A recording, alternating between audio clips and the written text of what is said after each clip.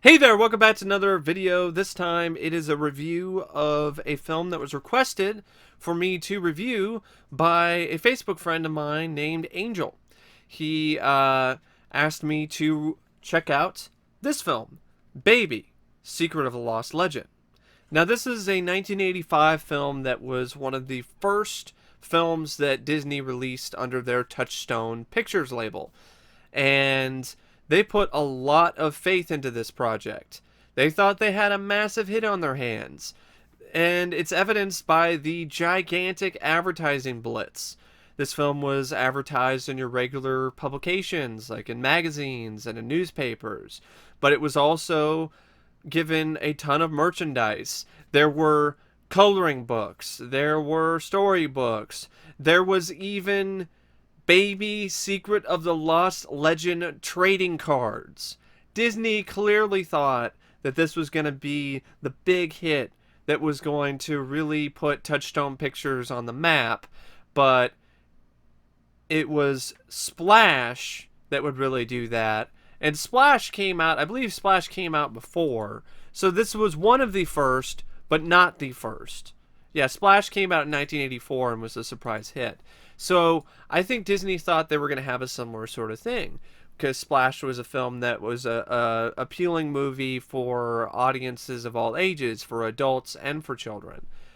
And that's not really what happened here.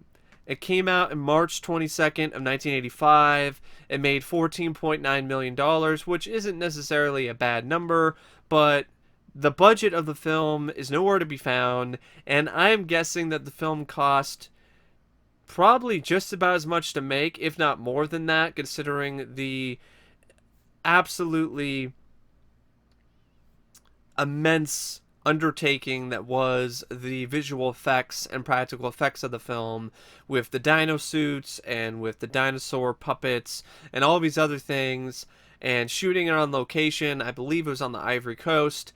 This is one of those things where it seems like a film where costs could have easily spiraled out of control, and you throw in the advertising costs. This film was probably lucky if it broke even, let alone made any kind of profit. Disney didn't even air it on TV immediately. Normally they air it on TV pretty soon after something like a film comes out, but they didn't even loan it out to a network television channel to be able to just air the film in its entirety, or even in a cut version. It eventually aired in 1989 under an entirely different title, just called Dinosaur: Secret of the Lost Legend, and it was edited severely. It was only 51 minutes. So Disney didn't even have any faith in this film when it comes to the re-airing of it on the Wonderful World of Disney. They didn't think it was a wonderful film. They changed the title and they edited out a large chunk of the movie. So, Baby Secret of Lost Legend is a curiosity piece. It's a film that essentially has become extinct in the minds of the general populace. And I can see why. It's not a great film by any means. I don't think it's as bad as a lot of critics said it was. It was critically annihilated. It was hit by a meteor of critics. They really did not like this movie. It has a 14%, I believe, on Rotten Tomatoes. So a lot of critics were not fans of this one. There's a couple decent reviews, and they're on this Blu-ray, like a cross between Raiders of the Lost Ark and E.T. It's not really a good mix. And a jungle adventure. I love that one. I love the USA Today. A jungle adventure. Yeah, okay, yeah, we know it takes place in the jungle and it's considered an adventure movie. Is that a positive? Does that mean is that a good thing? Is that something that you should point out as a critic as a way to sell the film? That's pretty pathetic. But anyway, yeah, it didn't do well, critically or financially. And essentially was, you could probably argue, a pretty big money loss a pretty big loser for Disney in terms of money, in terms of profit in 1985. I guess audiences weren't ready for dinosaurs yet, like they would be in 1993 with Jurassic Park. But it's still an interesting curiosity piece. See, that's the thing. I'm always interested in seeing failures, especially cinematic failures. It's one of those things that definitely does intrigue me because I want to see for myself whether or not it's a total fail or not. And I would say after seeing the film, I don't think it's a total fail. There are some issues. There's plenty of issues. It's got an inconsistent tone. That's part of the charm for me, though, because it's so crazy. The opening credits alone have an absolute smorgasbord of nudity. It's just nudity everywhere. I think it's a celebration of sorts, and the women are topless, but there's just topless women everywhere in the beginning of the film. There's blood, and that's something you normally don't see in a Disney film. I know it's Touchstone, but Disney at the time was operating Touchstone as well. They were overseeing Touchstone. So they were definitely taking some risks here. There's blood, there's titties, there's swearing, there's all kinds of crazy shit. And it's not as crazy as it could be. It's not like it's a hard R or anything. It's just when you have shenanigans with a cute baby dinosaur and you have blood and tits and swearing, it's something that definitely doesn't necessarily match, but it doesn't necessarily make the film worse, in my opinion. That's part of the reason why I liked the movie or thought it was at least worth a watch, or why I find the film to be a time waster is because of this jarring juxtaposition of tones. And just knowing that Disney is the one that's spearheading this. I would also have to say that when it does have some action sequences, like some chases and stuff like that, it's honestly pretty fun to watch. The film also features some genuinely impressive special effects.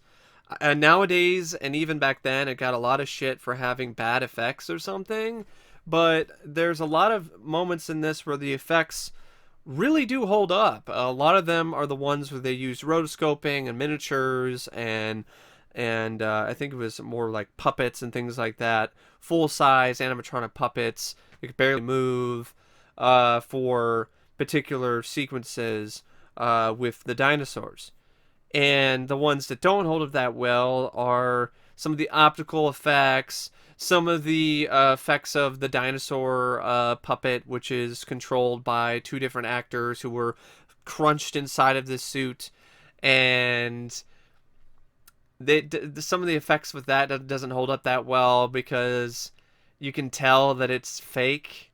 And a big reason why is the eyes. The eyes are just goofy looking. They're so goofy looking.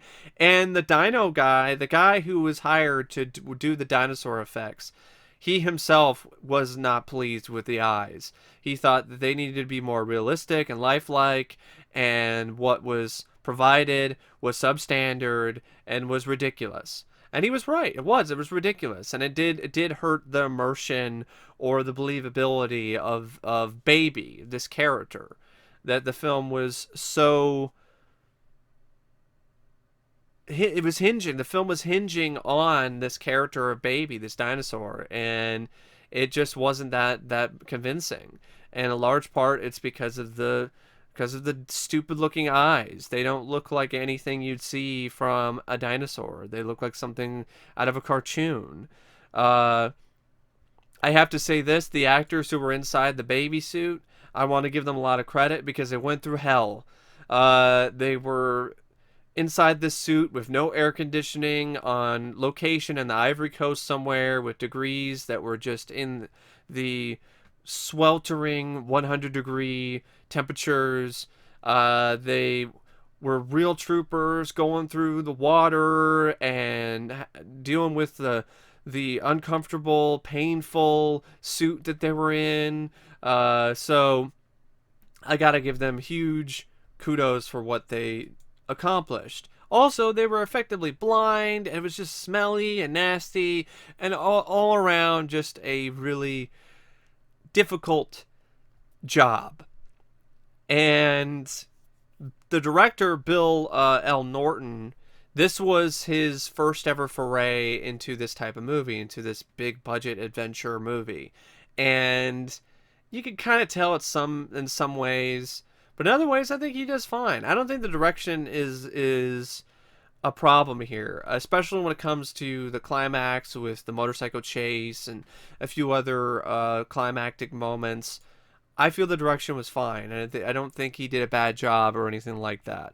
The script by Clifford Green and Ellen Green is inspired by the legends of the I'm going to butcher this name, the Mekele Memembe, which is purported to exist in Africa, and it was this just total myth that was going around at the time that there was this surviving dinosaur that was in Africa. And in theory, it's actually it is a good, decent idea for a film. I would say, though, with the script, when it comes to the screenplay, the sense of humor is childish and just not really that funny, or there's not really very many memorable lines. There's a few things that actor, I'm trying to remember the guy's name. I think it was... This guy gave the I'm trying to... I think it might have been Kyalo Mativo, but I could be wrong. I know this guy didn't really do that much later on in his career. But anyway, there were some fun quips here and there, but for the most part, it was pretty childish, and there wasn't really a lot of clever humor. They were also limited what they could do with the dinosaur because they were limited with what humans can do inside of a bulky suit. So they couldn't do as many things as they would have liked to have done. So there were a lot of changes that were made last minute, and so they just did what they could, and what they could was there. It was all right, but I mean they were very limited with what they had to work with, and with the practical effects. Nowadays, they do it in CGI, and they'd be able to have more flexibility. But with this type of film, they couldn't do as much. They really could not do that much with these dinosaurs because they were severely limited. So that definitely did play a factor.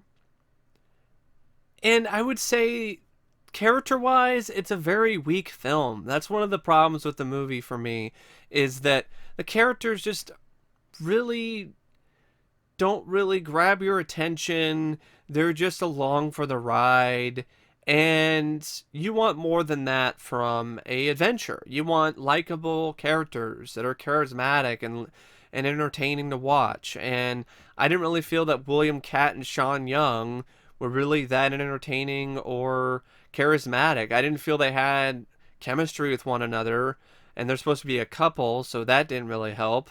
And William Katt by himself, when he's trying to be an action hero, I thought he did a fine job in the climax while he's riding on a motorcycle and trying, helping the dinosaurs escape. But when he's trying to be the romantic foil to Sean Young, it just wasn't really that compelling. Sean Young also was just kind of there.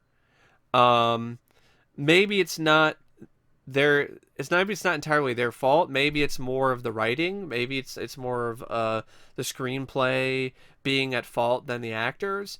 But it just seems like there's just not much to these characters, and the villain isn't really that intimidating either or fun to watch. So when you have characters that are just there, you have a villain who is forgettable and kind of lame.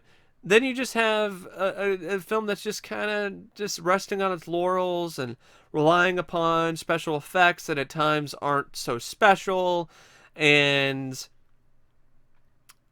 just trying to hinge solely upon this dinosaur concept. And at times it still is able to maintain your interest because of that. and I can have fun with it. But I have fun with it for the plot and for the dinosaur effects and for some of the action and some of the crazy 80s PG stuff, more so than the entirety of the story or the characters.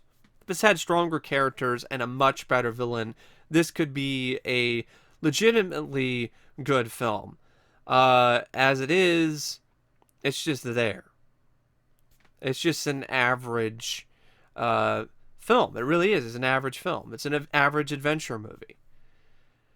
One thing that is not average, though, is the score by Jerry Goldsmith. The late, great Jerry Goldsmith does it again. This score is fun, it's rollicking, it's thrilling, it adds a lot of impact to particular sequences that would be lacking a lot of that if it wasn't there. Jerry Goldsmith is one of my all-time favorite composers, and the fact that he was still willing to do films like this is a big reason why. He was very flexible. He was able to bring his talents to films that weren't necessarily big summer blockbusters. There were campy B movies, and he still brought the same enthusiasm and passion and product that he would deliver with a bigger budgeted film. And his presence and his work is another reason why I can enjoy the film as a time waster, just to listen to his score. The cast, like I said, they don't really leave that much of an impression or a footprint, but I can't say I hated any of these performances. They're average, just like the majority of the film. William Katt is George Loomis. He's not necessarily the most entertaining lead, but he's there. He's serviceable. I never hated him. I'm just saying that he's just so average that he just doesn't do anything to elevate the film above its average status. Sean Young is in the same boat as Dr. Susan Matthews Loomis. Patrick McGoohan as the villain, Dr. Eric Kivot, just left a lot to be desired to me. And he gets a good comeuppance in the end when he gets bitten in half, basically, by one of the dinosaurs, by the adult Brontosaurus. But the other actors here and there, they were all right.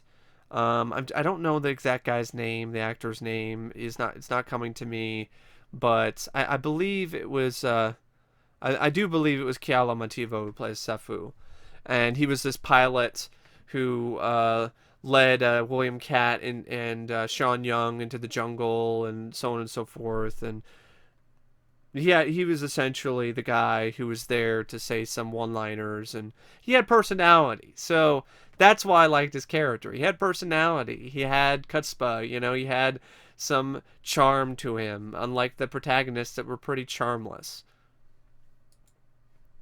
The editing by David Breverton and Howard Smith, it's serviceable, as is the cinematography by John Alcott. John Alcott had done a lot of films in the past. He was actually a really well-known cinematographer. I mean, this is the guy who he did cinematography for films like A Clockwork Orange, The Shining, Terror Train, Vice Squad, Beastmaster, Greystoke, Legend of Tarzan. Like, this is a very well-known cinematographer. I wouldn't say this is one of his best work, though. I definitely don't feel this is one of his best works. Is his work here in Baby Secret of Lost Legend. It's not one of his worst either. It's just average. That's the perfect way to sum up the film. It's a lot of things are just average across the board, except for some visual effects, some bits of action here and there, and the score by Jerry Goldsmith. What's not average, though, is the backstory.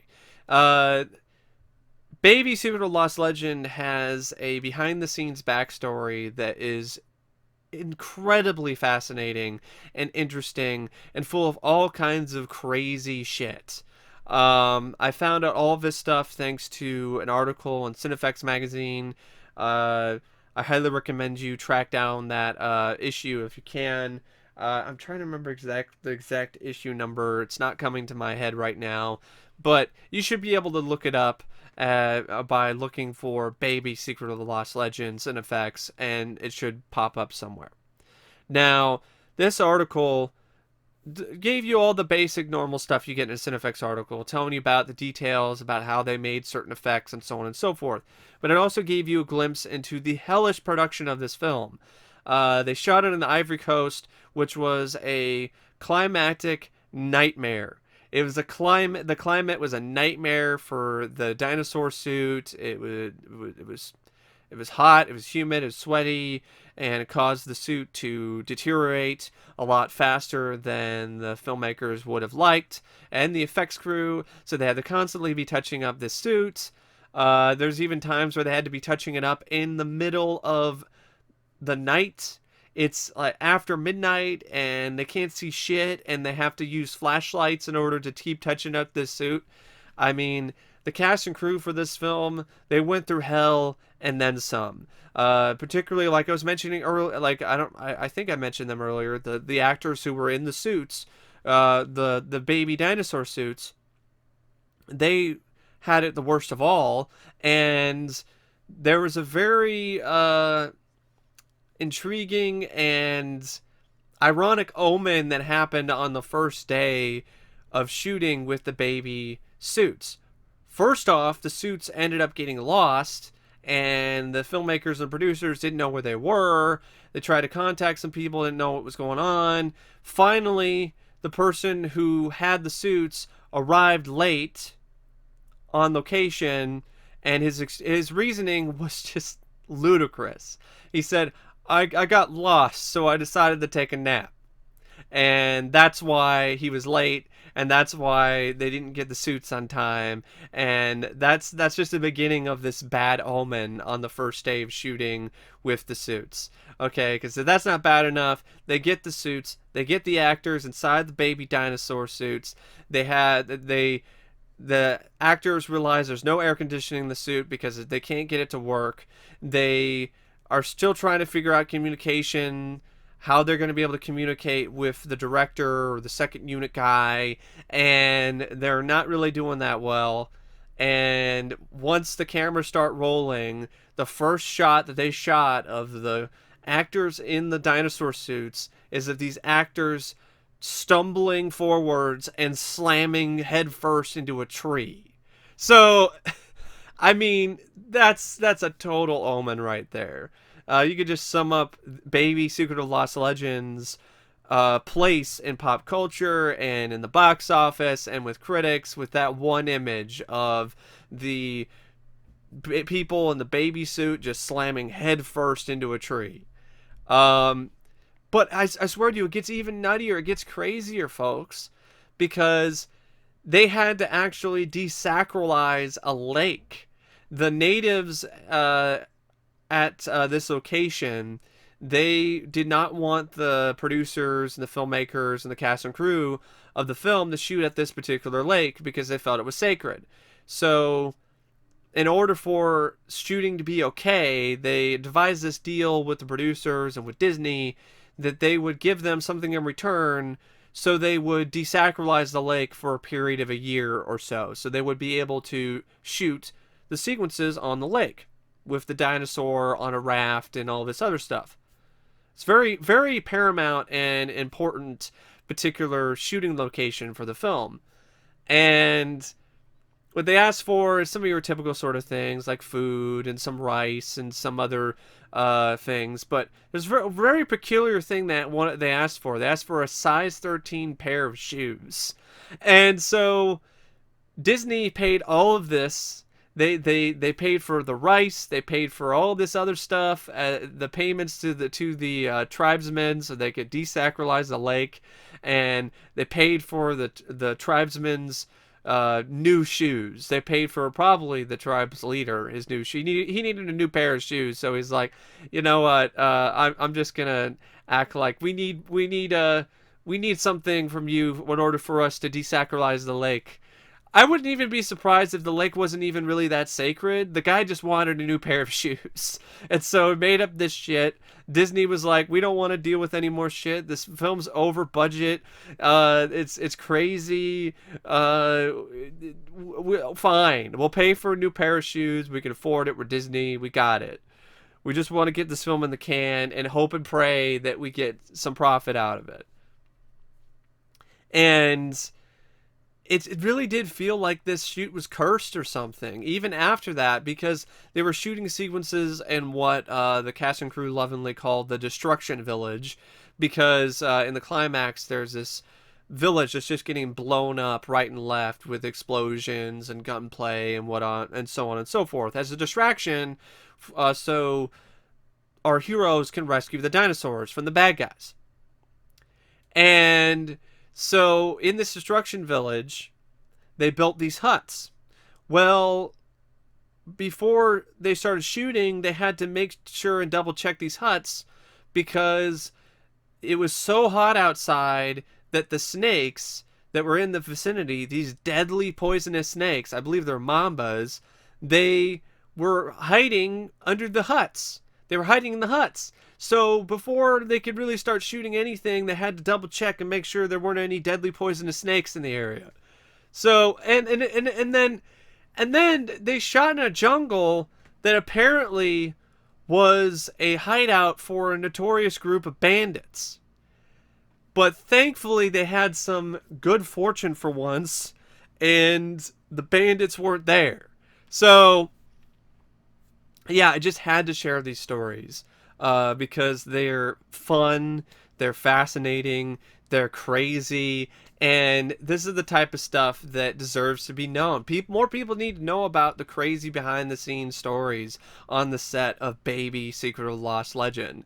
And I'm really totally proud and pleased to let you know about it. And definitely check out that Cinefx article because there's more to it. There's more details on how they did a lot of the effects and how they were able to think on their feet despite the circumstances. And it's just honestly, when you figure out and you see all of the problems that they had making this movie, it's a miracle they got off the Ivory Coast with anything that was salvageable.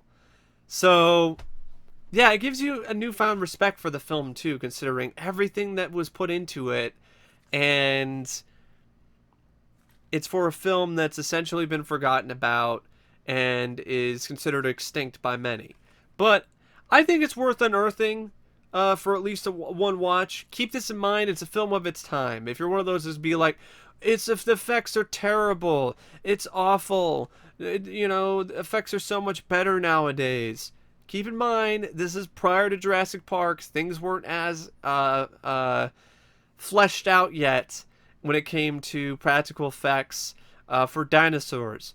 Also, this is a different time period, and yeah, it's a bit schmaltzy, and corny, but keep in mind, this was meant for all audiences. This is a rated PG film, unlike Jurassic Park, which is PG-13. But I think if you go into it expecting a campy movie with some bad effects at times, but with some really impressive effects at other times, and expecting that you're going to have this weird tonal shift throughout, I think you can have some fun with it. So yeah, I mean, yeah, really, it's almost like it's almost like the Lost Dino De Laurentiis film that he never made. Like it really does scream a Dino film. So if you enjoyed King Kong, Dino's King Kong, or King Kong Lives, I definitely do feel Baby Secret of Lost Legend is right up your alley. But if you don't, I could say you could skip it if it doesn't seem like it's something that's entirely interesting to you. But I still think that it's not as bad as its reputation suggests. But I don't feel it's a gem. I wouldn't really say it's underrated. I can't really defend it. Initially when I saw it, I liked it a little bit more. But then when I thought about it some more and I thought about all these other things that didn't quite work for me, I realized that there were things that I did enjoy about it, and it was a decent film, but that's really all it was. It wasn't really anything that I would call a classic or some gem like Flight of the Navigator. But anyway, I don't know what else to say about Baby Secret of the Lost Legend, except if I were to rate it out of 5 stars, I would give it 3 out of 5. Your typical average, everyday adventure movie. There's some good things, there's some bad things. Overall, it evens out, and it's a time waster. I've seen worse, but I've seen a lot better. But the key thing is I've seen a lot worse. So I don't think this deserves to be considered one of the worst films out there, because I've seen a lot worse films than Baby Secret of Lost Legend. But anyway, thank you for watching, and as always, I will see you later. See ya.